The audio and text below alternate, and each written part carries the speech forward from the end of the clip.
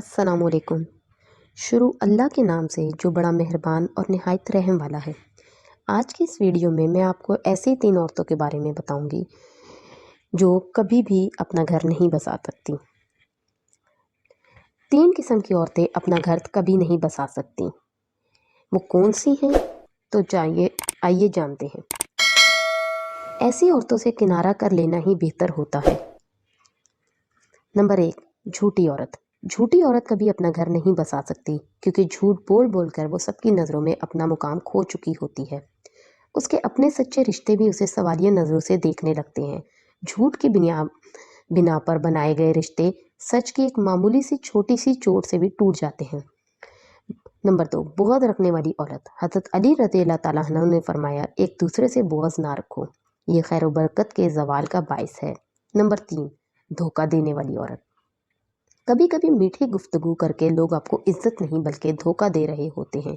جو رشتے تمہیں تکلیف دیں گے ان سے دوری اختیار کر لو، وہ خود لوٹ آئیں گے مگر اس وقت جب تمہارے دل سے اتر چکے ہوں گے، کیونکہ وہ تمہاری قدر سے نہیں بلکہ اپنے پچھتاوے سے لوٹتے ہیں۔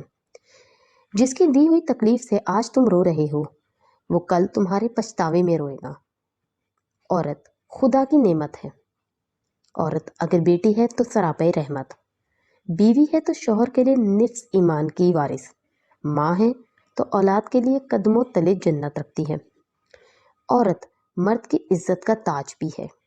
عورت شرم و حیا کا مجسمہ بھی ہے۔ دنیا میں مردوں کی بہت سی اقسام پائی جاتی ہیں لیکن معاشرے نے عورت کی صرف 2 ہی قسمیں مقرر کی ہیں۔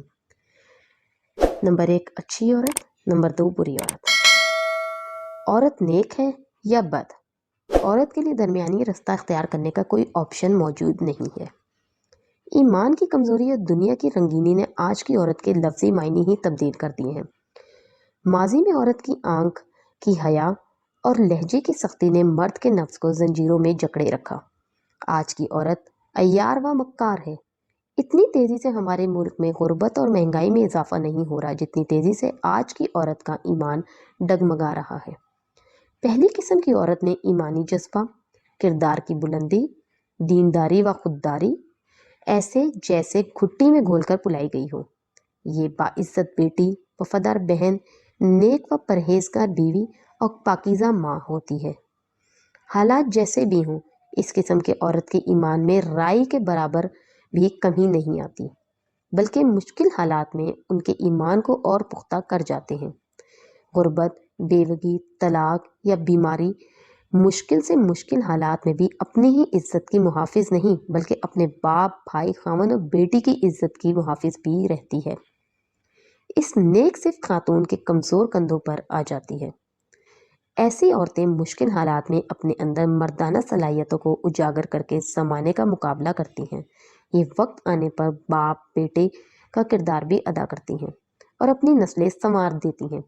میرے پیارے آقا دو جہاں حضرت محمد صلی اللہ علیہ وآلہ وسلم نے انہی عورتوں کے بارے میں فرمایا، اس کائنات میں سب سے اعلیٰ ترین چیز نیک بیوی ہے۔ بیوی نیک ہو تو دین نسلوں تک جاتا ہے۔ اللہ ہم سب کا حامی و ناصر ہو، آمین یا رب العالمین۔